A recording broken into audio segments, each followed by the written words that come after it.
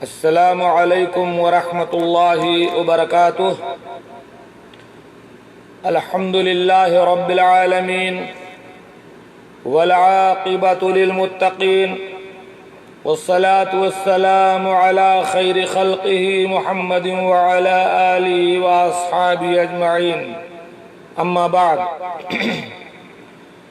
اعوذ باللہ من الشیطان الرجیم، بسم اللہ الرحمن الرحیم۔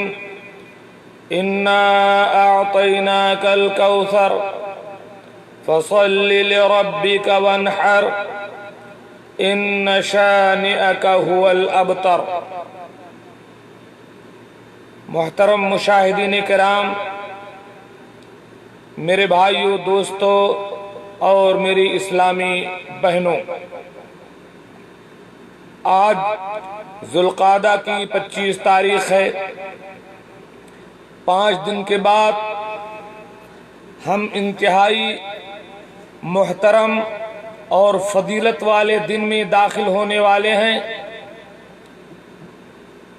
ذی الحجہ کے ابتدائی 10 دن انتہائی افضل ہیں، اور اس کی 10 تاریخ کو انشاءاللہ ہم قربانی کریں گے۔ چونکہ آج کل لوگوں کے ذہن و دماغ میں قربانی کے تعلق سے بہت سارے سوالات پیدا ہو رہے ہیں، اور لوگ قربانی سے متعلق سوالات کر رہے ہیں، تو آج کی مجلس قربانی سے متعلق بہت سارے سوالات کے جوابات پر مشتمل ہوگی۔ اللہ رب العالمین کا ارشاد ہے، انا اعطیناک الکوثر، اے اللہ کے رسول صلی اللہ علیہ وسلم، ہم نے آپ کو کوثر یعنی خیر کثیر عطا کیا ہے۔ فصل لربک وانحر، لہذا آپ اپنے رب کے لیے نماز پڑھیے اور قربانی کیجیے۔ ان شانئک هو الابتر، آپ کا دشمن ہی لاوارث اور بے نام و نشان ہے۔ آج کی اس گفتگو میں میں فضیلت الشیخ ابو زید ضمیر حفظہ اللہ کے ایک خطاب سے استفادہ کرتے ہوئے اپنی بات رکھوں گا۔ ان کا ایک خطاب ہے قربانی سے متعلق سوال و جواب پر۔ اس خطاب کو میں نے 2-3 بار سنا، پھر ان کا پورا خطاب میں نے قلم بند کیا، پھر اس میں سے کچھ باتیں جو عام گفتگو سے تعلق رکھتی تھی ان کو نکالا، اور تمام وہ دلائل اور احادیث جن کا فضیلت الشیخ نے ذکر کیا ہے اس کی میں نے تخریج اور تحقیق بھی کی کہ کیا ان جگہوں پر موجود ہیں۔ بعض احادیث میں اضافہ کیا، اور بعض روات جو وہاں پر مذکور نہ تھے ان کا ذکر کیا۔ اس کے علاوہ بہت سارے سوالات کا بھی اس میں اضافہ ہوا ہے، اور اس کے ساتھ ان کے جوابات بھی ہیں۔ تو اس طریقے سے میں اپنی بات پیش کر رہا ہوں، اور انتہائی شکریہ کے ساتھ فضیلت الشیخ ابو زید ضمیر حفظہ اللہ کے۔ پہلا سوال، اس میں سے بہت ساری باتیں میں پیش کر چکا ہوں، مثلا ذی الحجہ کے ابتدائی 10 دنوں کے کیا فضائل ہیں۔ ذی الحجہ کے ابتدائی 10 دنوں کے جو فضائل ہیں ان کو واضح کرنے کے لیے اللہ کے رسول صلی اللہ علیہ وسلم کی یہ حدیث کافی ہے۔ عن ابن عباس رضی اللہ تعالی عنہ قال قال رسول اللہ صلی اللہ علیہ وسلم ما من ایام العمل الصالح فیہن احب الى اللہ من هذه الایام العشر۔ قالوا یا رسول اللہ ولا الجہاد فی سبیل اللہ؟ قال ولا الجہاد فی سبیل اللہ الا رجل خرج بنفسه وماله فلم يرجع من ذلك بشيء، رواه الترمذی وابن ماجہ وصححہ الالبانی رحمہ اللہ۔ حضرت عبداللہ ابن عباس بیان کرتے ہیں کہ اللہ کے رسول صلی اللہ علیہ وسلم نے ارشاد فرمایا، کہ کوئی ایسے دن نہیں ہیں، یعنی پورے سال میں کوئی ایسے ایام نہیں ہیں جن میں نیک عمل کرنا اللہ تبارک و تعالیٰ کو اتنا محبوب اور پسندیدہ ہو جتنا ذی الحجہ کے شروع کے 10 دنوں میں نیک عمل کرنا اللہ کو پسند ہے۔ صحابہ کرام نے سوال کیا کہ کیا اللہ کی راہ میں جہاد بھی نہیں؟ آپ نے فرمایا ہاں، اللہ کی راہ میں جہاد بھی نہیں، سوائے اس شخص کے جو اپنا جان اور مال سب کچھ لے کر کے نکلا اور سب گنوا کر کے چلا آیا، یعنی سب کی قربانی اس نے پیش کر دی، تب جا کر کے اس مقام کو پہنچے گا۔ اس سے معلوم ہوتا ہے کہ پورے سال کے دنوں میں سب سے افضل ایام اور قابل قبول اور محبوب نیکیاں ذی الحجہ کے ان 10 دنوں کی نیکیاں ہیں، حتیٰ کہ رمضان سے بڑھ کر کے بھی ذی الحجہ کے 10 ایام ہیں۔ البتہ رمضان کی آخری 10 راتیں پورے سال کی راتوں میں افضل ہیں کیونکہ ان میں لیلۃ القدر ہے، لیکن سارے دنوں میں ذی الحجہ کے یہ 10 دن افضل ہیں۔ ذی الحجہ کے ان 10 دنوں میں تکبیرات کہی جائیں گی۔ اس کی کیا دلیل ہے؟ عن ابن عمر رضی اللہ تعالی عنہ عن النبی صلی اللہ علیہ وسلم قال ما من ایام اعظم عند اللہ ولا احب الیہ من العمل فیہن من هذه الایام العشر فاکثروا فیہن من التہلیل والتکبیر والتحمید، رواہ احمد باسناد صحیح۔ عبداللہ بن عمر بیان کرتے ہیں کہ اللہ کے رسول صلی اللہ علیہ وسلم نے فرمایا کہ اللہ رب العالمین کے نزدیک کوئی ایسے عظیم دن نہیں ہے اور نہ ان دنوں میں اللہ رب العالمین کو عمل اتنا محبوب ہے جتنا ان 10 دنوں میں نیک عمل اللہ کو پسند ہے۔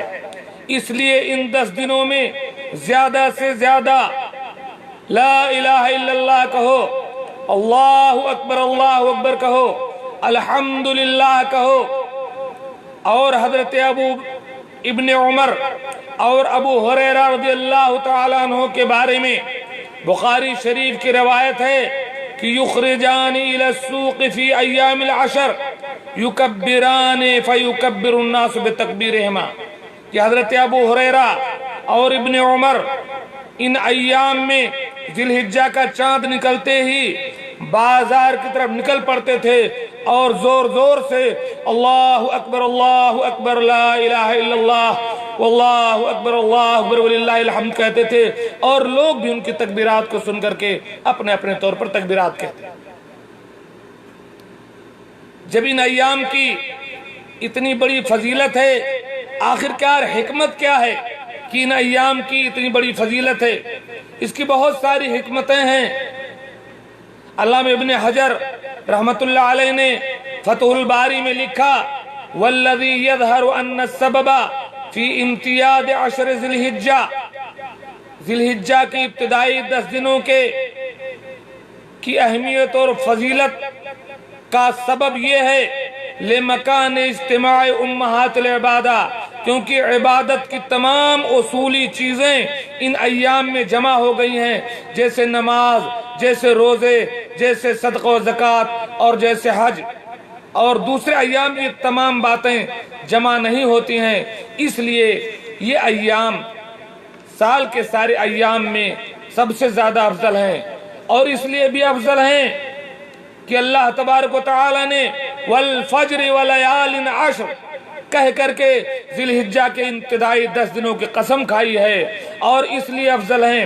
حکمت اس لیے ہے کہ اللہ کے رسول صلی اللہ علیہ وسلم نے ان کو افضل کہہ کر کے اس میں نیک عمل کی تعلیم دی ہے، اور اللہ کے رسول صلی اللہ علیہ وسلم نے کثرت سے اللہ کا ذکر کرنے کی تعلیم دی ہے۔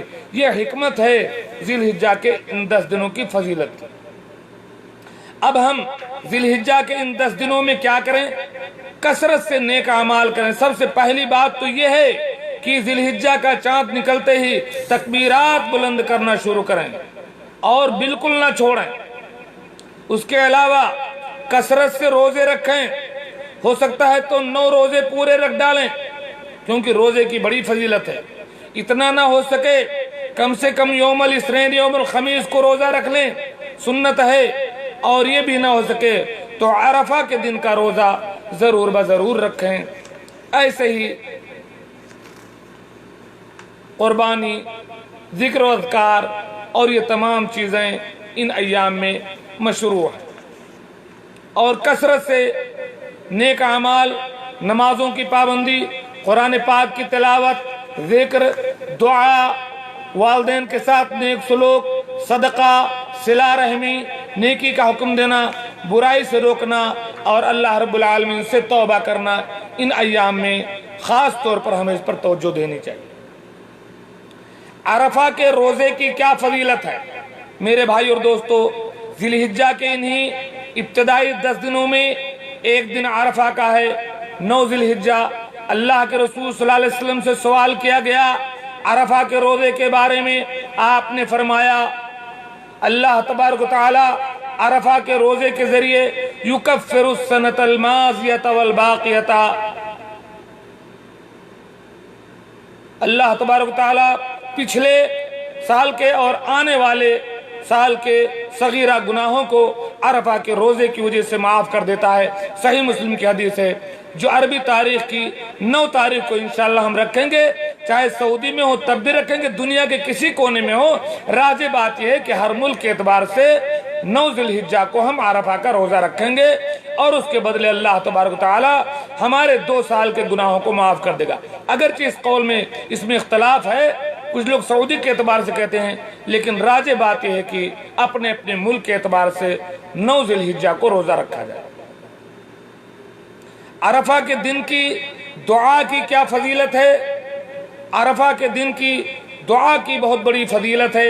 अल्लाह के रसूल सल्लल्लाहु अलैहि वसल्लम ने इरशाद फरमाया खैरुद दुआई यौम अरफा, खैरुद दुआई दुआ यौम अरफा, सबसे बेहतरीन दुआ अरफा के दिन का दुआ है। इसलिए अरफा के दिन चाहे हाजी में जो है अरफा के मैदान में हूँ या हम अपने अपने घरों में हूँ, अल्लाह तबारक व तआला उस दिन दुआएं कसरत से कबूल फरमाता है।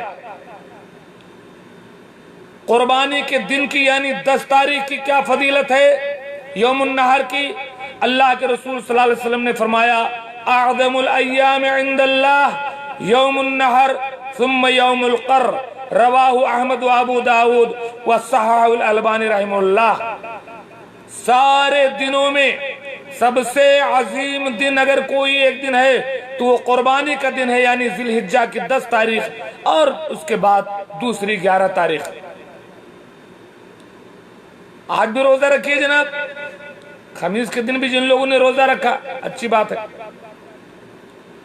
7वां सवाल ले लें, कुर्बानी शरीयत में किसको कहते हैं।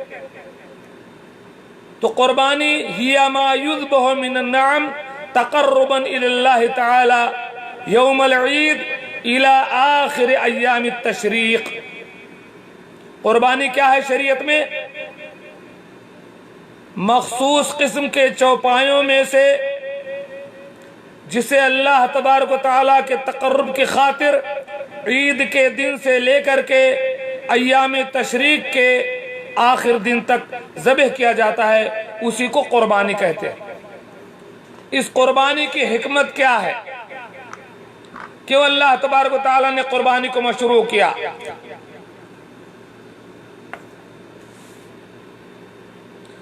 कुर्बानी की हिकमत नंबर 1, अल्लाह रब्बुल आलमीन की कुर्बत, ताकि इससे बंदा अल्लाह ताला के करीब हो सके। नंबर 2, हजरत इब्राहिम अलैहिस्सलाम की सुन्नत को जिंदा करना, जैसे कि उन्होंने हजरत इस्माइल के गले पर छुरी फेरी थी, अल्लाह तबारक ताला ने उसके बदले उन्हें मेढा अता किया। तो उस सुन्नत की याद हम ताज़ा करते हैं कि हम भी अपने सारे ख्वाहिशात पर छुरी फेर रहे हैं। अगर अल्लाह रब्बुल आलमीन इसका हुक्म दे तो हम भी करेंगे इंशाअल्लाह। क्यों, इन्ना सलाती व नुसुकी व महयाया व ममाती लिल्लाहि रब्बिल आलमीन, मेरी नमाज, मेरी कुर्बानी, मेरी जिंदगी, मेरी मौत सब अल्लाह रब्बुल आलमीन के लिए। नंबर 3, अपने अहल व अयाल पर उसात के लिए हम कुर्बानी करते हैं। आम दिनों में तो इतना उसात के साथ हम गोश्त नहीं खा पाते, लेकिन कुर्बानी के दिन इसी बहाने ये हिकमत है कि अपने अहल व अयाल पर उसात होती है, खूब अच्छी मिकदार में आदमी गोश्त खाता है, पकाता है जिस अंदाज से चाहता है, जो डिश बनाता है।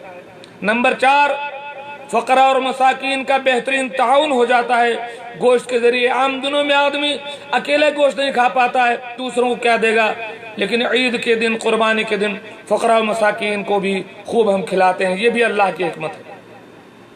ऐसे ही चौपाइयों को जो अल्लाह ताला ने हमारे लिए मुसख्खर कर दिया है, इस बात पर अल्लाह का नाम लेकर के अल्लाह की अज़मत और उसके शुक्रिया का हम इजहार करते हैं। तो ये सब हिकमतें हैं इस कुर्बानी की। 9वां सवाल है, बाज़ लोगों का ये कहना है कि कुर्बानी का अमल सिर्फ हाजी के लिए खास है, आम लोग क्यों बेफजूल कुर्बानी करते हैं खामखा। ये बात बिल्कुल जहालत पर मबनी है। हर साहिब इस्तिताअत को एक घर की तरफ से एक कुर्बानी करनी चाहिए। सही बुखारी की हदीस है, नहरन नबी सल्लल्लाहु अलैहि वसल्लम बियदिही सबअ बुदनिन क़ियामन व ज़ह्हा बिल मदीना कबशैनी अमलहैनी अक़रनैन। अल्लाह के रसूल सल्लल्लाहु अलैहि वसल्लम ने 7 ऊंट को खड़ा करके ज़बह किया, नहर किया, और है ज़ह्हा बिल मदीना, आपने मदीना में 2 चितकबरे मेढों की कुर्बानी की। जाहिर बात है, जब मदीना में आपने कुर्बानी की तो मदीना में हज नहीं है, इसका मतलब कि गैर हाजी के लिए भी कुर्बानी है। तो ये कहना कि कुर्बानी का अमल हज के साथ है, ये तस्वुर गलत है। 10वां सवाल, कुर्बानी वाजिब है या सुन्नत, इसका हुक्म क्या है?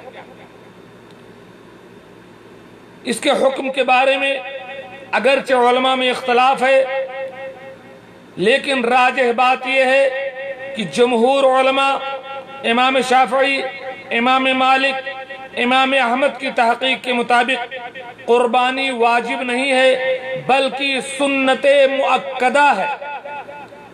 करना चाहिए, जरूर करना चाहिए, पूरी कोशिश करनी चाहिए, लेकिन अगर आदमी नहीं कर सका तो गुनहगार नहीं है, क्योंकि ये वाजिब नहीं है। और बाज़ उलमा का कहना है कि कुर्बानी वाजिब अमल है अगर ताकत हो, जैसे कि इमाम अबू हनीफा है, इमाम इब्न तैमिया है, और इमाम अहमद का भी एक कौल यही है कि कुर्बानी वाजिब है। शेख मोहम्मद इब्न उसैमीन रहमतुल्लाह अलैह फरमाते हैं, अल उज़हियतु सुन्नतुन मुअक्कदतुन लिल क़ादिर अलैहा। जो आदमी कुर्बानी की ताकत रखता हो उसके लिए कुर्बानी करना सुन्नत मुअक्कदा है। फयुज़हिल इंसानु अन नफ्सिही व अहले बैतिही, इसलिए आदमी को चाहिए कि अपनी तरफ से, अपने घर वालों की तरफ से कुर्बानी करे।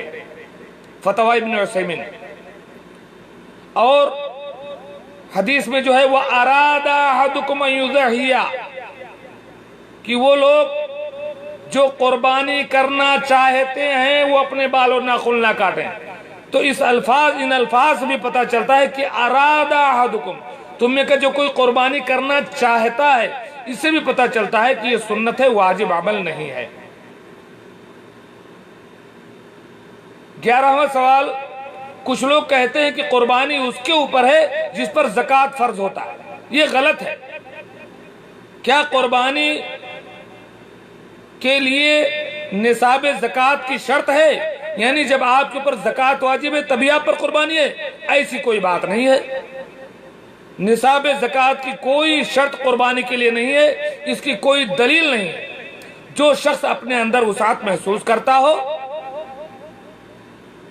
खुशहाली महसूस करता हो कि मैं कुर्बानी कर सकता हूं, 10,000, 9,000, 8,000 बकरे लेकर के, उसे कुर्बानी करना चाहिए। 12वां सवाल, कुर्बानी वाजिब नहीं है, बेशक उसके बावजूद कुर्बानी की अहमियत क्या है? कहीं आप ऐसा ना समझें कि वाजिब नहीं है तो उसे छोड़ दें। नहीं, वाजिब ना होने के बावजूद कुर्बानी की बहुत बड़ी अहमियत है।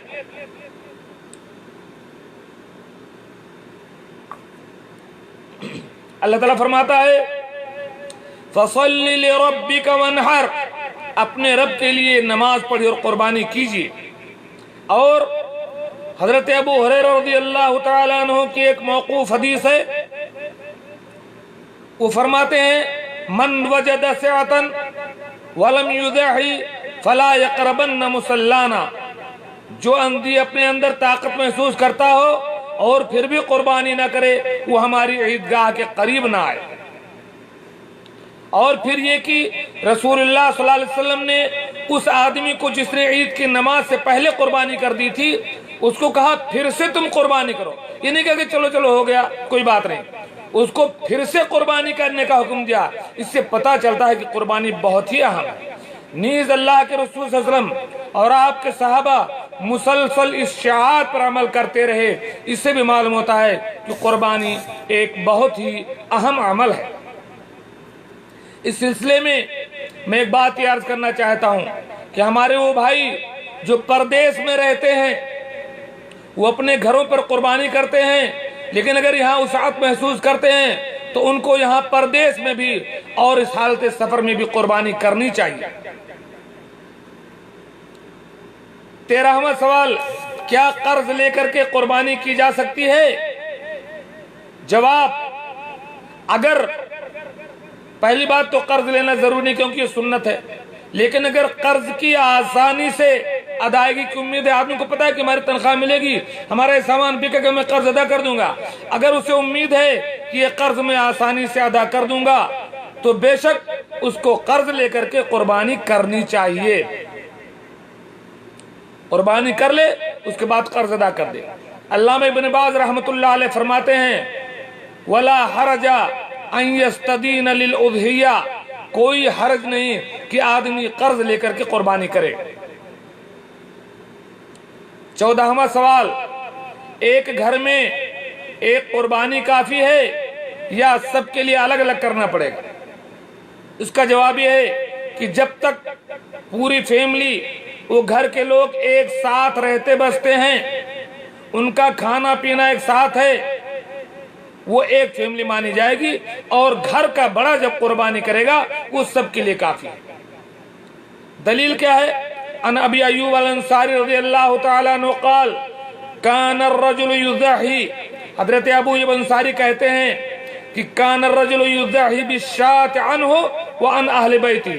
तरीका ये था पहले अल्लाह के रसूल के ज़माने में और सहाबा के ज़माने में कि एक आदमी अपनी तरफ से और अपने पूरे घर वालों की तरफ से एक बकरी की कुर्बानी करता था। फयाकुलून व युतमून, खुद खाते थे और दूसरों को खिलाते थे। हत्ता तबाहन नास, यहाँ तक कि लोग फख्र में मुब्तला हो गए। फसारत कमा तरा, और अब तुम देख रहे हो जैसा देख रहे हो कि लोग खूब खूब कुर्बानियां कर रहे हैं रियाकारी के लिए। अलबत्ता एक ही घर के कई अफराद, अगर उनका घर अलग अलग है, बंटवारा हो गया है, खाना पीना अलग है, उनकी कमाई अलग है, तो वो अलग घर शुमार होगा। उन सब को अलग अलग कुर्बानी करनी पड़ेगी। 15वां सवाल, इस हदीस में हमने देखा कि एक आदमी पूरे घर वालों की तरफ से एक कुर्बानी करता था, लेकिन क्या एक आदमी 2 से 3 जानवर भी ज़बह कर सकता है या एक ही ज़बह करना चाहिए? सवाल यह है कि क्या आदमी एक ही कुर्बानी करे या उससे ज्यादा कर सकता है? तो जवाब यह है कि अगर फख्र व मुबाहात और रियाकारी मकसूद ना हो, बल्कि उसकी जरूरत है, तो जरूरत के तहत, जैसे कि बड़ी फैमिली है तो एक से ज्यादा कुर्बानी कर सकते हैं। और इसलिए भी ताकि अकरबा को और फकरा मसाकीन को ज्यादा से ज्यादा फायदा पहुंचे। अगर एक ही करेंगे तो पूरा खुद ही खाने भर का होगा, दूसरों को क्या देंगे? फैमिली बड़ी है, कई लोग हैं खाने वाले, तो अगर 2 करते हैं, 3 करते हैं, तो खुद भी खाएंगे और फकरा मसाकीन और अकरबा को भी देने का मौका मिलेगा। तो बेशक एक से ज्यादा कुर्बानी की जा सकती है। अन अनस इब्न मालिक रज़ियल्लाहु तआला अन्हु क़ाल कान नबी सल्लल्लाहु अलैहि वसल्लम युज़ही बिकबशैन व अना उज़ही बिकबशैन। बुखारी की रिवायत है, हजरत अनस कहते हैं कि अल्लाह के रसूल 2 मेढे की कुर्बानी करते थे اور میں بھی 2 میڈوں کی قربانی کرتا ہوں۔ تو یہاں ثابت ہوا کہ حضرت انس بھی 2 میڈے کی قربانی کرتے تھے اللہ کے رسول صلی اللہ علیہ وسلم کی اتباع میں، تو کر سکتے ہیں، کوئی حرج نہیں ہے اگر ریاکاری اور دکھاوا مقصود نہ ہو۔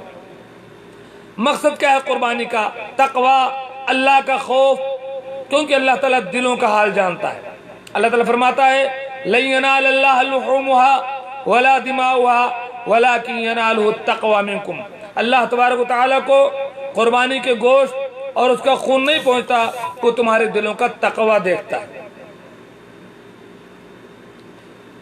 سوال نمبر 16، کیا مسافر پر بھی قربانی ہے؟ ایک آدمی سفر میں ہے، کوئی کام سے گیا، کوئی کاروبار سے یا کسی ضرورت سے، اب قربانی کا دن آ گیا، تو مسافر کے لیے بھی قربانی مشروع ہے اگر اس کے پاس طاقت ہے، وسعت ہے، حالات ساتھ دے رہے ہیں تو سفر میں بھی قربانی کرنی چاہیے، اس کو چھوڑنا نہیں چاہیے۔ یہ اسلام کا ایک شعار ہے جس کی تعظیم کرنی چاہیے اور کرنا چاہیے قربانی۔ آپ سفر میں ہوں، پردیس میں ہوں، کہیں بھی ہوں، قربانی کریں اگر طاقت ہو تو۔ دوسروں کے سہارے نہ بیٹھیں کہ دوسرا کوئی آپ کو لا کر کے کھلائے۔ آپ کے پاس طاقت ہے، خود قربانی کیجئے اور دوسروں کو کھلائیے۔ جیسا کہ رسول اللہ صلی اللہ علیہ وسلم نے مدینہ سے باہر حالت سفر میں قربانی کیا۔ مسلم شریف کی حدیث ہے، عن ثوبان قال ذبح رسول اللہ صلی اللہ علیہ وسلم ضحیتہ، اللہ کے رسول صلی اللہ علیہ وسلم نے اپنی قربانی کا جانور ذبح کیا۔ ثم قال یا ثوبان، اور کہا ہے ثوبان، اصلح لحم ہذہ، اس گوشت کو تھوڑا ٹھیک ٹھاک کر دو، بوٹی ووٹی کر دو، صحیح کر دو۔ فلم ازل اطعمہ، کہتے ہیں کہ سفر میں آپ نے قربانی کی اور میں برابر اسی گوشت میں سے آپ کو کھلاتا رہا، حتی قدم المدینہ، یہاں تک کہ آپ مدینہ پہنچ گئے۔ مدینہ پہنچ گئے، اس سے پتہ چلتا ہے کہ آپ مدینہ میں نہیں تھے، باہر کہیں سفر میں تھے۔ معلوم یہ ہوا کہ سفر میں بھی قربانی کرنا مشروع ہے۔ ابھی میں 16ویں سوال پر پہنچا ہوں، تقریباً میرے پاس 50 سے 55 سوالات ہیں، اور ہو سکتا ہے مجلس کے ہمیں 2 حصے کرنے پڑیں۔ یہ مجلس پہلی ہے، اس کے بعد کل یا پرسوں دوسری مجلس ہوگی انشاءاللہ۔ 17واں سوال ہے، کیا میت کی طرف سے بھی قربانی کی جا سکتی ہے؟ اور کیا قربانی اللہ کے رسول کے نام کا بھی ایک قربانی ہونی چاہیے جیسے کہ عام طور پر مشہور ہے عوام میں؟ اس کا جواب یہ ہے کہ میت کی طرف سے الگ قربانی کا کوئی ثبوت نہیں ہے، نہ اللہ کے رسول سے اور نہ ہی آپ کے صحابہ سے۔ اللہ کے رسول صلی اللہ علیہ وسلم کی بیوی خدیجہ بہت پیاری، بڑی محبوب، دل میں بیٹھی ہوئی بیوی آپ کو وفات پائی، آپ نے ان کے نام کے الگ کبھی قربانی نہیں کی۔ آپ کے چچا حمزہ سید الشہداء شہید ہو گئے، اس قاتل کو اللہ کے رسول نے اپنے سامنے آنے سے منع کر دیا، لیکن کبھی بھی حضرت حمزہ کے نام کے الگ قربانی نہیں کی۔ آپ کے دونوں بیٹے فوت ہوئے، آپ نے ان کے نام کے الگ قربانی نہیں کی، صحابہ نے بھی نہیں کی۔ اس سے معلوم ہوتا ہے کہ الگ قربانی میت کے نام کی نہیں کر سکتے۔ کئی دوستوں کے ساتھ مل کر قربانی کر سکتے، کیسے کر سکتے ہیں؟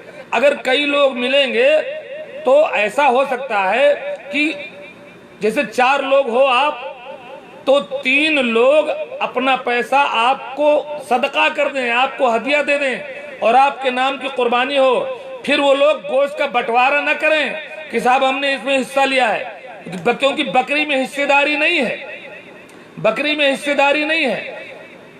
کسی ایک کے نام سے اگر قربانی ہوتی ہے بلا کسی شرط کے، بغیر قرار اندازی کے، بغیر چٹھی ڈالے، ایک کو آپ 3 لوگ صدقہ کر دیں اپنا پیسہ کہ بھائی ہم تمہیں صدقہ کرتے ہیں، تم اپنے نام سے قربانی کرو، اور پھر یہ شرط نہیں لگائیں کہ اتنا کلو گوشت ہم لیں گے، اتنا وہ دے تو دے، نہ دے تو نہ دے۔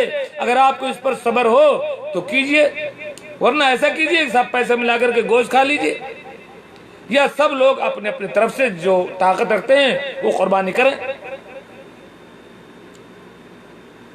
تو میت کی طرف سے الگ قربانی کا کوئی ثبوت نہیں ہے، البتہ اگر میت نے وصیت کی ہے تو اس کی طرف سے الگ سے قربانی کی جائے گی۔ میت نے آپ کو، آپ کے ماں باپ نے آپ کو وصیت کر دیا، تو اگر پیسہ ہے آپ کے پاس، طاقت ہے تو کیجئے، ورنہ حرج نہیں۔ اور اگر انہوں نے کوئی وقف جائیداد چھوڑی ہے کہ اس میں سے آپ کرتے رہیں تو آپ کو کرنا پڑے گا۔ حضرت علی رضی اللہ تعالیٰ عنہ سے ایک ضعیف روایت منقول ہے کہ وہ اللہ کے رسول صلی اللہ علیہ وسلم کے نام سے ہر سال قربانی کرتے تھے، لیکن جب ان سے پوچھا گیا تو انہوں نے فرمایا کہ مجھے اللہ کے رسول صلی اللہ علیہ وسلم نے وصیت کی تھی، اس لیے میں کرتا ہوں۔ تو میت کے نام کی قربانی نہیں ہے۔ اگر اس حدیث کو صحیح بھی مان لیا جائے تو اگر کوئی آپ کو وصیت کر جائے اور اس وصیت کو پورا کرنے کی وسعت ہے تو آپ قربانی کر سکتے ہیں۔ اور بعض علماء کہتے ہیں کہ آدمی اپنی طرف سے قربانی کر رہا ہو، اسی میں اپنے گھر والوں کے ساتھ میت کو بھی شامل کر سکتا ہے۔ عن جابر بن عبداللہ قال شہدت الاضحیٰ مع رسول اللہ صلی اللہ علیہ وسلم، حضرت جابر کہتے ہیں میں اللہ کے رسول کے ساتھ عید الاضحیٰ میں حاضر ہوا مسلم عیدگاہ پر، فلما قضا خطبتہ، جب آپ خطبہ سے فارغ ہوئے، اتیا بکبش، تو ایک میڈھا لایا گیا، فذبحہ بیدہ، آپ نے اس کو اپنے ہاتھ سے ذبح کیا اور فرمایا بسم اللہ اللہم ان ھذا عنی، اے اللہ یہ میری طرف سے، وَعَمَّن لَّمْ يُزَحِ مِنْ أُمَّتِي، اور ان لوگوں کی طرف سے جنہوں نے میری امت میں سے قربانی نہیں کی، اب وہ چاہے زندہ ہوں چاہے جو بھی جنہوں نے نہیں کی۔ تو کئی لوگ اس سے دلیل لیتے ہیں کہ جو آپ قربانی کر رہے ہیں اسی میں سب کو شامل کر لیں کہ اللہ تعالیٰ اس قربانی کو میری طرف سے، میرے گھر والوں کی طرف سے جو زندہ ہیں اور ہمارے والدین جو وفات پا چکے ہیں ان کی طرف سے قبول فرماؤ۔ ایسا کر سکتے ہیں کہ علماء نے اس بات کی اجازت دی ہے۔ میرا نام سرور عالم ہے، بھیونڈی شہر سے ہوں۔ جی فرمائیے کیا کہہ رہے ہیں بھیونڈی شہر سے؟ ایک سوال ہے کتنے جانوروں کی قربانی جائز ہے؟ کتنے جانوروں کی؟ جی میں ابھی آ رہا ہے، میرے پاس 55 سوالات ہیں، کون کون سے جانوروں کی قربانی ہے آپ پوچھنا چاہتے ہیں نا، میں بتا رہا ہوں ابھی آئے گا۔ تو 18واں سوال ہے کہ قربانی کرنے والا کب سے کب تک اپنے بال اور ناخن نہ کاٹے؟ اگر بھول کر کاٹ لے تو اس کا کفارہ کیا ہے؟ قربانی کے بعد کیا فوراً بال کٹانا ضروری ہے؟ کیا قربانی ہو جانے کے بعد داڑھی بھی صفا چٹ کر سکتے ہیں یا صرف بال اور ناخن ہی کاٹیں گے؟ کیا یہ پابندی پورے گھر والوں پر ہے یا گھر کے ذمہ دار پر ہے جس کی طرف سے قربانی ہو رہی ہے؟ ان سارے سوالات کے جوابات ملاحظہ کیجئے۔ نمبر 1، ذی الحجہ کا چاند نکلنے سے لے کر کے جب تک جانور کی قربانی نہ ہو جائے، جو آدمی قربانی کر رہا ہے وہ اپنے بال اور ناخن یا چمڑا وغیرہ نہیں کاٹے گا، جیسا کہ اللہ کے رسول صلی اللہ علیہ وسلم نے فرمایا اذا رأیتم ہلال ذی الحجہ، جب تم ذی الحجہ کا چاند دیکھ لو، وَأَرَادَ أَحَدُكُمْ أَن يُضَحِّيَ، اور تم میں کا کوئی قربانی کا ارادہ رکھتا ہو، فَلْيُمْسِكْ عَنْ شَعْرِهِ وَأَظْفَارِهِ، رواہ مسلم، تو مسلم شریف کی حدیث یہ ہے کہ وہ اپنے بال اور ناخن نہ کاٹے۔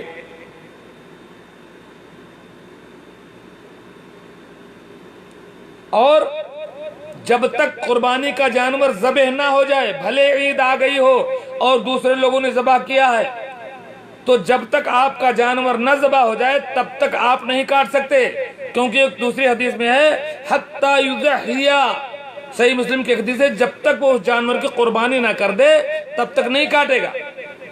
اگر آپ دوسری تاریخ کو کر رہے ہیں عید کے دوسرے دن تو آپ کو دوسرے دن تک چھوڑنا پڑے گا۔ اچھا، کوئی بھول کر کے کاٹ دے تو کوئی گناہ نہیں ہے، کوئی کفارہ نہیں، معاف ہے انشاءاللہ۔ قربانی ہو جانے کے بعد فوراً بھاگ دوڑ کر کے بال کٹانے کی ضرورت نہیں، کبھی بھی کٹا سکتے ہیں قریبی وقت میں، یعنی کہ اب قربانی ہوگی اب سارا کام چھوڑ کر کے نائی تلاش کرو، حلاق تلاش کرو، بھاگو، ایسی کوئی ضرورت نہیں ہے۔ داڑھی نہیں صاف کر سکتے ہیں، بال کٹا سکتے ہیں، ناخن کٹا سکتے ہیں، داڑھی نہیں۔ بال اور ناخن نہ کاٹنے کی پابندی گھر کے تمام لوگوں پر نہیں ہے، بلکہ اس فرد پر ہے جس کی طرف سے قربانی ہو رہی ہے، جو گھر کا ذمہ دار ہے۔ 19واں سوال، ہاں جناب، آپ کا جواب آ گیا۔ کن کن جانوروں کی قربانی دی جائے گی؟ کیا بھینس کی بھی قربانی کر سکتے ہیں یا نہیں؟ بھیونڈی والے سماعت کیجئے۔ اللہ رب العالمین کا ارشاد ہے وَلِكُلِّ أُمَّةٍ جَعَلْنَا مَنْسَكًا لِيَذْكُرُوا اسْمَ اللَّهِ عَلَى مَا رَزَقَهُم مِّن بَهِيمَةِ الْأَنْعَامِ۔ ہر امت کے لیے ہم نے قربانی کے طریقے مقرر فرما دیے تاکہ وہ ان چوپائے جانوروں پر اللہ کا نام لیں جو اللہ نے انہیں دے رکھے۔ تو بہیمۃ الانعام اللہ رب العالمین نے فرمایا جس میں 4 قسم کے جانور آتے ہیں، بھیڑ، بکری، اونٹ، گائے۔ یہ 4 قسم کے جانور بہیمۃ الانعام میں آتے ہیں۔ انہی 4 جانوروں کی قربانی اللہ تعالیٰ نے کی ہے، اللہ کے رسول نے کی ہے، اور انہی جانوروں کی قربانی کرنا افضل ہے۔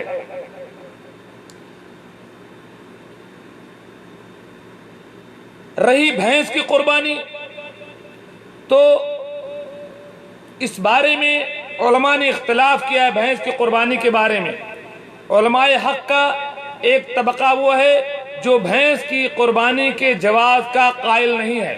وہ کہتے ہیں بہیمۃ الانعام میں یہی 4 جانور ہیں، بھیڑ، بکری، گائے اور اونٹ، اور یہی 4 جانور اللہ کے رسول سے ثابت ہے قربانی کے لیے، تو بھینس کو شامل نہیں کر سکتے۔ اس لیے وہ قطعاً منع کرتے ہیں کہ بھینس کی قربانی نہیں ہونی چاہیے، کیونکہ قرآن نے بہیمۃ الانعام کہا، اور قرآن نے خود گنوایا بھی ہے بہیمۃ الانعام میں ایک دوسری جگہ، من الضأن اثنین ومن المعز اثنین ومن البقر اثنین ومن الابل اثنین۔ چوپایوں جو ہے بہیمۃ الانعام کو گنایا ہے، بھیڑ، بکری، اونٹ اور گائے کو قرآن نے گنوایا بھی ہے۔ اس لیے علماء کا ایک بہت بڑا طبقہ کہتا ہے کہ بھینس کی قربانی نہیں ہونی چاہیے، لیکن دوسرا ایک قول ہے کہ بھینس کی قربانی جائز ہے، جواز کے حد تک افضل نہیں ہے لیکن جائز ہے، اگرچہ اس سے بچنا بہتر ہے، لیکن بھینس کی قربانی جائز ہے کیونکہ یہ بھی گائے کی قسم ہے، بھینس کوئی الگ چیز نہیں ہے۔ تو اس لیے بعض اہل علم اور اہل فضل نے، جس میں ہمارے کئی اساتذہ بھی ہیں، بڑے پڑھے لکھے متقدمین میں بہت سارے لوگ، اور ابھی موجودہ بڑے بڑے علماء حدیث، علماء حق میں بہت سارے علماء اس بات کے قائل ہیں کہ بھینس کی بھی قربانی جائز ہے، اگرچہ افضل نہیں ہے لیکن حالات کے حساب سے خاص کر اس کو جائز کہنا چاہیے، اور کہہ سکتا ہے انشاءاللہ اگر کوئی بھینس کی قربانی کرتا ہے قربانی اس کی ہو جائے گی انشاءاللہ، میرے اپنے علم کے مطابق۔ سوال نمبر 20، نبی پاک صلی اللہ علیہ وسلم نے کن کن جانوروں کی قربانی کی ہے؟ نبی پاک صلی اللہ علیہ وسلم نے اونٹ کی بھی قربانی کی ہے، کاؤ کی بھی کی ہے، میڑھے کی بھی کی ہے۔ اونٹ، عن عبداللہ ابن عمر ان رسول اللہ صلی اللہ علیہ وسلم نحر یوم الاضحی بالمدینہ، عبداللہ بن بیان کرتے ہیں کہ اللہ رسول صلی اللہ علیہ وسلم نے مدینہ میں نحر کیا، اور نحر اونٹ کا کیا جاتا ہے۔ وَكَانَ إِذَا لَمْ يَنْحَرْ، جب آپ کو اونٹ نہیں ذبح کرنا ہوتا، يَذْبَحُ بِالْمُصَلَّى، تو بکری وغیرہ آپ عیدگاہ میں ذبح کرتے تھے۔ اس حدیث کو نسائی نے روایت ہے، یہاں اونٹ کا ثبوت ملا۔ گائے بیل، اور خاص کر یہ عرض ہے کہ ہندوستان کے حالات میں جہاں ممنوع ہے گائے بیل، اس کی قربانی نہ کریں، حکومت کی طرف سے منع ہے، فساد کا اندیشہ ہے، اسلام ایسا حکم نہیں دیتا ہے، ایسی کوئی واجبی چیز نہیں ہے، اس لیے ایسے تمام اختلافی چیزوں سے، جھگڑے والی چیزوں سے پرہیز کریں، بچیں، گائے اور بیل کی قربانی نہ کریں، اور اس میں حکومت کے فیصلے کو برقرار رکھیں، زیادہ بہتر۔ بہرحال حضرت عائشہ اللہ کے رسول صلی اللہ علیہ وسلم نے کیا ہے، حضرت عائشہ رضی اللہ تعالیٰ بیان کرتے ہیں ان نبی صلی اللہ علیہ وسلم دخل علیہ، اچھا وہ اس میں بعد میں آیا کہ ضحى رسول اللہ صلی اللہ علیہ وسلم عن ازواجہ بالبقر، اللہ کے رسول صلی اللہ علیہ وسلم نے قربانی کیا اپنے بیویوں کی طرف سے گائے کی۔ اس حدیث کو امام بخاری نے روایت کیا۔ بھیڑ اور بکری، حضرت انس بیان کرتے ہیں کہ ضحى النبی صلی اللہ علیہ وسلم بکبشین املحین، اللہ کے رسول صلی اللہ علیہ وسلم نے 2 میڑوں کی قربانی کی. چتکبرے رأیتہ وادعا قدمہ علی سفاہما، ان کے گردنوں پر آپ اپنا پیر رکھے ہوئے تھے اور بسم اللہ اللہ اکبر کہہ کر آپ نے اپنے ہاتھ سے ذبح کیا. تو اس سے معلوم ہوتا ہے کہ اللہ کے رسول صلی اللہ علیہ وسلم نے ان جانوروں کی قربانی کی. 21واں سوال ہے اونٹ اور گائے میں کتنے حصے اور بکری میں حصہ ہے کہ نہیں؟ بھائی بکری میں کوئی حصہ نہیں. بکری آپ کو ایک ہی آدمی کے نام سے قربانی ہوگی. اگر وہ پورے گھر کے لوگ ایک گھر کے ہیں تو ایک بکری کافی ہے. لیکن اونٹ اور گائے میں گائے کی طرف تو گائے تو کرنا نہیں ہے. پہلی بات 7 حصے ہیں. حضرت عبداللہ ابن عباس بیان کرتے ہیں کننا مع رسول اللہ صلی اللہ علیہ وسلم فی سفر، ہم اللہ کے رسول کے ساتھ سفر میں تھے. فحضر النحر، قربانی کا وقت آ گیا. فاشترکنا فی البعیر، اونٹ میں ان اشرا 10 لوگ شریک ہوئے، گائے میں 7. یہاں اونٹ میں 10 کا ذکر ہے، لیکن صحیح مسلم میں بھی ہے کہ اونٹ میں 7 ہی لوگ شریک تھے. اس لیے مسلم کی روایت زیادہ قوی ہے اور راجح یہی ہے کہ اونٹ میں بھی 7 ہی لوگ شریک ہوں گے. عن جابر رضی اللہ تعالی عنہ قال نحرنا مع رسول اللہ صلی اللہ علیہ وسلم عام الحدیبیہ البدن عن 7 والبقر عن 7. یہاں بھی اونٹ کی طرف سے 7 ہی آدمیوں کا ذکر ہے. البتہ بھیڑ اور بکری میں کوئی حصہ نہیں، ایک آدمی کی طرف سے مستقل اس کی قربانی کی جائے گی. 22واں سوال ہے خصی جانور جس کا خصیہ نکال دیا جاتا ہے، کیا وہ عیبدار ہو جاتا ہے؟ کیا اس کی قربانی جائز ہے؟ بے شک اس کی قربانی جائز ہے. خصی جانور کی قربانی جائز ہے.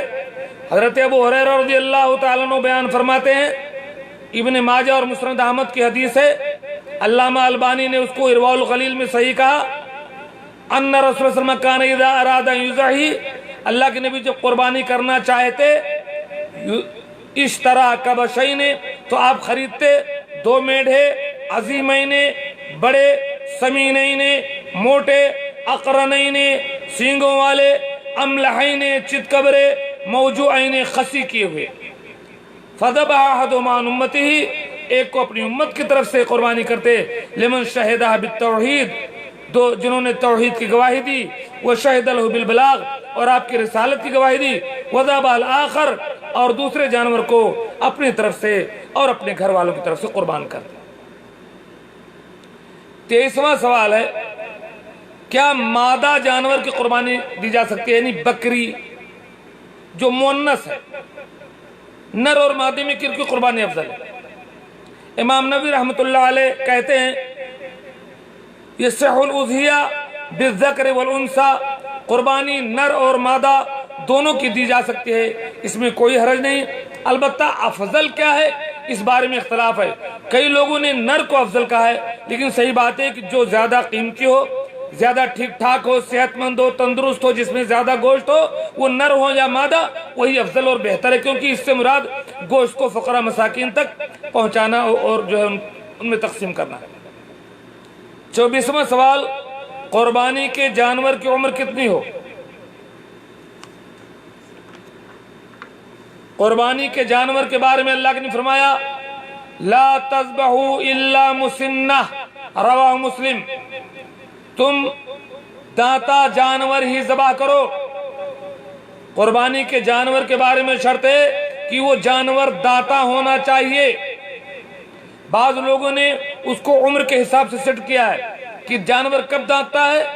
بکری جب 1 سال کی ہو کر کے دوسرے سال میں قدم رکھے تب اس کو دانت آتے ہیں، اور گائے جب 2 سال کا ہو کر کے تیسرے سال میں قدم رکھے تب اس کو دانت آتے ہیں، اور اونٹ 5 سال کا ہو کر کے 6 سال میں قدم رکھے تب اس کو دانت آتے ہیں.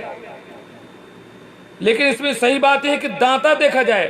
عمر تو آدمی جھوٹ بول سکتا ہے کہ یہ کتنے عمر کی ہے، کوئی آپ کو بیوقوف بنا دے، تو اس لیے اس کا دانت دیکھ کر کے دیکھا جائے کہ اس کو دانت آئے ہیں کہ نہیں. یہی زیادہ افضل ہے کہ دانتا جانور ذبح کیا جائے. ایک سوال ہے کیا عقیقے میں بھی دانتا جانور شرط ہے؟ تو اگرچہ کچھ لوگوں نے کہا کہ عقیقے میں بھی وہی شروط ہے جو قربانی میں ہے، لیکن راجح قول اور صحیح بات یہ ہے کہ خامخواہ اس کو قربانی پر قیاس کرنا غلط ہے۔ عقیقے میں جب اللہ کے رسول صلی اللہ علیہ وسلم نے ایسی کوئی شرط نہیں لگائی ہے تو ہم قربانی پر قیاس کرتے ہوئے اس میں کوئی شرط نہیں لگا سکتے۔ کیا قربانی کے جانوروں میں عقیقہ حصہ ڈال سکتے ہیں؟ نہیں ڈال سکتے۔ عقیقے میں پوری ایک قربانی ہوگی۔ قربانی کا جانور آپ جیسے مثال پر اونٹ ذبح کریں تو اس میں حصہ نہیں ڈال سکتے۔ عقیقے میں آپ کو بکری ہی ذبح کرنی ہے، دوسرے جانور کا عقیقہ ثابت نہیں ہے۔ بعض علماء نے اجازت دی ہے، لیکن ہمارے اپنے علم کے مطابق اگر کریں گے تو پورا ہی جانور کریں گے، پورا ایک خون عقیقے میں بہانا پڑے گا۔ قربانی کے حصے میں عقیقے کا حصہ شامل نہیں کر سکتے ہیں۔ 25واں سوال، کون سے جانور قربانی کے لائق نہیں ہیں؟ جن حضرات کو سوال کرنا ہو اس میں سوال کرتے رہیں۔ اگر میرے پاس سوال موجود ہے تو میں جواب بعد میں دوں گا، ورنہ بیچ بیچ میں دیتا رہوں گا جواب جو مجھے علم ہے، اور پھر آپ دوسرے علماء سے بھی پوچھ لیں، ہو سکتا ہے میری بات درست نہ ہو، کیونکہ غلطی بھی ہو سکتی ہے۔ 25واں سوال، کون سے جانور قربانی کے لائق نہیں ہیں؟ تو 4 طرح کے عیوب ایسے ہیں، 4 عیب ایسے ہیں کہ وہ عیب اگر جانور میں پائے جائیں تو اس جانور کی قربانی نہیں کی جا سکتی۔ 4 عیب۔ عن البراء عن النبی صلی اللہ علیہ وسلم، حضرت برا کہتے ہیں کہ اللہ کے نبی صلی اللہ علیہ وسلم نے فرمایا، 4 لا يجزن العوراء البين عورها والمريضة البين مرضها العرجاء البين ضلعها والكثيرة التي لا تنقي۔ 4 قسم کے جانور قربانی میں جائز نہیں ہے، قطعاً ان کی قربانی نہیں ہوگی، حرام ہے۔ نمبر 1، کانا جانور جس کا کانا پن ظاہر ہو۔ کانا کس کو؟ جس کی ایک آنکھ گڑبڑ۔ کانا اس کو کہتے ہیں جس کی ایک آنکھ غائب ہو۔ تو کانا جانور جس کا کانا پن ظاہر ہو، ایسا بیمار جانور جس کی بیماری واضح ہو، بالکل پتہ چل رہی ہو، اس کا گوشت خراب ہو چکا ہو یا ایسی کوئی بیماری ہو جو پتہ چل رہی ہو۔ ایسے ہی لنگڑا جس کا لنگڑا پن ظاہر ہو، جو عام جانوروں کے ساتھ نہ پہنچ پاتا ہو، اور اگر معمولی قسم کا لنگڑا رہا ہے ان کے ساتھ دوڑ بھاگ کر پہنچ جائے تو وہ نہیں شمار ہوگا۔ اور اتنا دبلا پتلا کہ اس کی ہڈی میں گودا ہی نہ ہو، ایسے 4 جانوروں کی قربانی نہیں ہے۔ حضرت برا کہتے ہیں کہ قل، تو میں نے کہا، انی اکرہ ان یکون فی القرن نقص۔ برا کہتے ہیں کہ میں تو ناپسند کرتا ہوں کہ سینگ میں بھی کوئی نقص نہیں ہونا چاہیے، وَأَن يَكُونَ فِي السِّنِّ نَقْص، اور دانت میں بھی کوئی خرابی نہیں ہونی چاہیے۔ قال، اللہ کے رسول نے فرمایا، ما کرہتہ فدعہ، جو تم کو پسند نہیں وہ نہ کرو، ولا تحرمہ علی حق، لیکن اس کو دوسروں پر نہ تھوپو۔ یہ 4 باتیں جو میں نے بتا دی ہیں، بس یہی 4 ہیں اصل۔ رواہ ابن ماجہ والنسائی وصححہ الالبانی رحمہ اللہ۔ 26واں سوال، کیا کنکٹا اور سینگ ٹوٹے جانور کی قربانی ہو سکتی ہے یا نہیں؟ جواب، کان کٹا ہوا جانور یا سینگ ٹوٹے ہوئے جانور کی قربانی جائز تو ہے، لیکن کراہت سے خالی نہیں، افضل نہیں ہے۔ افضل اور بہتر یہ ہے کہ کان نہ کٹا ہو، سینگ نہ ٹوٹی ہو، قربانی تو ہو جائے گی لیکن کراہت ہے، اس میں پسندیدہ نہیں ہے، افضل اور بہتر نہیں ہے۔ بہتر یہ ہے کہ دونوں عیب نہ ہو۔ عن علی رضی اللہ تعالی عنہ قال، امرنا رسول اللہ صلی اللہ علیہ وسلم ان نستشرف العین، اللہ کے نبی صلی اللہ علیہ وسلم نے ہمیں حکم دیا ہے کہ ہم آنکھ کو غور سے دیکھ لیں، والاذن، اور کان کو بھی غور سے دیکھ لیں۔ اس حدیث کو نسائی اور ابن ماجہ نے روایت کیا۔ کیا قربانی کے جانور میں عقیقہ کیسے چل نہیں ہو تو ہو گیا؟ اس میں اگرچہ دیکھ لینے کا ذکر ہے لیکن واضح طور پر نہیں کہا اللہ رسول نے کہ کان میں کوئی خرابی ہو تو قربانی جائز نہیں، جیسا کہ آنکھ کے بارے میں کہا ہے۔ اس لیے علامہ ابن عثیمین رحمۃ اللہ علیہ نے فرمایا، اما ما يتعلق بمقطوع الاذن ومقطوعۃ القرن، جس کا کان کٹا ہوا ہو اور جس کی سینگ ٹوٹی ہوئی ہو فالصحیح انہا جائزتن، تو صحیح بات یہ ہے کہ کن کٹے اور سینگ ٹوٹے جانور کی قربانی صحیح ہے، مجزیہ کافی ہو جائے گی، لیکنہا مکروہ، لیکن مکروہ ہے، کراہت سے خالی نہیں ہے، لأنہا ناقصۃ الخلقہ، اس لیے کہ اس میں نقص ہے پیدائشی، وقد امر النبی صلی اللہ علیہ وسلم نستشف الاذن والعین، اور اللہ کے نبی نے حکم دیا ہے کہ ہم آنکھ اور کان کو غور سے دیکھ لیں۔ 27واں سوال، جانور کیسا مطلوب ہے؟ موٹا تازہ مطلوب ہے یا اعلیٰ نسل کا اور مہنگا مطلوب ہے؟ موٹا تازہ بہتر ہے، جانور موٹا تازہ ہو، زیادہ گوشت ہو، یہ بہتر ہے تاکہ لوگوں کو فائدہ ہو، بشرطے کہ اس میں کوئی عیب نہ ہو۔ لیکن اگر کوئی زیادہ مال لگا کر کے اعلیٰ نسل کا، اعلیٰ کوالٹی کا جانور مہنگا خریدتا ہے تو وہ بھی بہتر ہے، کیونکہ اللہ تعالیٰ فرماتا ہے وَمَن يُعَظِّمْ شَعَائِرَ اللَّهِ فَإِنَّهَا مِن تَقْوَى الْقُلُوبِ، جو اللہ کے شعائر کی تعظیم کرے تو یہ دلوں کے تقوی کی نشانی ہے۔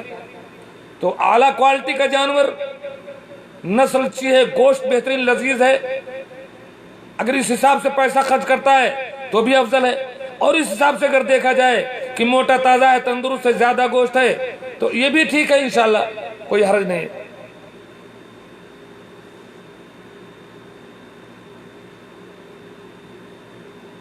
وقال یحییٰ بن سعید سمعت ابا امامہ بن سہل، یحییٰ بن سعید کہتے ہیں کہ میں نے امامہ بن سہل سے سنا، وہ کہتے تھے کننا نسمن الاضحیہ بالمدینہ، ہم جانور خرید کر مدینہ میں اس کو موٹا کرتے تھے، کھلاتے پلاتے تھے۔ تو اس سے بھی پتہ چلتا ہے کہ موٹا تازہ ہو، زیادہ گوشت ہو، بخاری کی حدیث ہے۔ 28واں سوال، اگر قربانی کا جانور مر جائے، قربانی کا جانور آپ نے خریدا، متعین کیا، پتہ چلا عید آنے سے 1-2 دن پہلے مر گیا، یا عید کے دن مر گیا، یا گم ہو گیا، بھاگ گیا صاحب چھوڑا کر کے، تو کیا دوسری قربانی کرنی ضروری ہے یا نہیں، یا کافی ہے؟ اگر قربانی کا جانور مر جائے یا گم ہو جائے تو دوسرے جانور کی قربانی کرنی ضروری نہیں ہے، کیونکہ فی نفس ہی قربانی ایک مستحب عمل ہے، واجب نہیں ہے۔ لیکن اگر خرید کر کے دوبارہ کرتا ہے، وہ مر گیا جانور، دوسرا جانور خرید کر لیا، گم ہو گیا، دوسرا جانور کر لیا، تو اچھی بات ہے، اور اگر کھویا ہوا جانور مل جائے تو اس کو قربانی دے تو دے، نہیں تو اس کی اپنی ملکیت، اسے چاہے تو بیچ لے، کوئی حرج نہیں ہے۔ حضرت نافع بیان کرتے ہیں کہ حضرت عبداللہ بن عمر نے فرمایا من اہدا بدنتن، جس نے کوئی اونٹ کی ہدی مقرر کی، فضلت او ماتت، وہ مر گیا یا بھاگ گیا، فإنها إن كانت نظرا، اگر وہ نظر ہے، نظر واجب ہے چونکہ، اب دلہا تو اس کے بدلے اس کو دوسرا کرنا پڑے گا، کیونکہ قربانی واجب نہیں ہے۔ وَإِن كَانَتْ تَطَوُّعًا، کہتے ہیں اگر وہ سنت ہے، وہ جانور نظر کا نہیں ہے، فَإِن شَاءَ أَبْدَلَهَا، اگر چاہے تو اس کے بدلے کرے، وَإِن شَاءَ تَرَكَ، چاہے تو چھوڑ دو، مر گیا ہے، بھاگ گیا ہے، اگر چاہے تو دوسرا قربان کرے، نہیں تو چھوڑے ہو، خلاص۔ یہ حدیث موطا امام مالک کی ہے اور بیہقی کی ہے۔ تمیم ابن حیب ازدی کہتے ہیں کہ ذلت اضحیتی قبل ان اذبحها، میرا جانور گم ہو گیا ذبح کرنے سے پہلے، فسألت ابن عباس، میں نے ابن عباس سے پوچھا کیا کروں، کوئی نقصان میرا ہو گیا؟ قال لا يضرك، کہا کوئی حرج نہیں ہو، جانے دو، کوئی مشکل نہیں، ہو گیا سو ہو گیا۔ یہ محلہ ابن حزم میں یہ حدیث۔ کیا عورت جانور کی قربانی کر سکتی؟ جی عورت کر سکتی ہے، عورت ذبح کر سکتی ہے، وہ بھی ایک سوال ہے میرے پاس۔ عورت جانور کی قربانی کر سکتی ہے، مرغی کاٹ سکتی ہے، چرئی کاٹ سکتی ہے، کبوتر کاٹ سکتی ہے، بکرا کاٹ سکتی ہے، بکری کاٹ سکتی ہے، سب کچھ اگر اس کے پاس ہمت ہے تو عورت بھی قربانی کر سکتی ہے۔ اب اس میں ایک سوال اور میں نے اضافہ کیا ہے، اگر مالک کی غلطی سے جانور میں کوئی ایسا عیب آ گیا جو ممنوع ہے، مثلا مالک نے مار دیا ڈنڈے سے، اس کا پیر ٹوٹ گیا، جس کے نام کی قربانی نہ ہو وہ بھی بال وغیرہ نہیں کاٹے، نہیں ایسی بات نہیں ہے، وہ لوگ کاٹ سکتے ہیں۔ جس کے نام کی قربانی صرف وہی اس کا پابند ہے، دوسرے لوگ بال وغیرہ کاٹ سکتے ہیں۔ اگر مالک کی غلطی سے جانور کھو گیا ہے، باندھا نہیں اس نے، یا جانور کو اسی نے مار دیا ہے، تو اس کے بدلے اس کو دوسری قربانی کرنی پڑے گی۔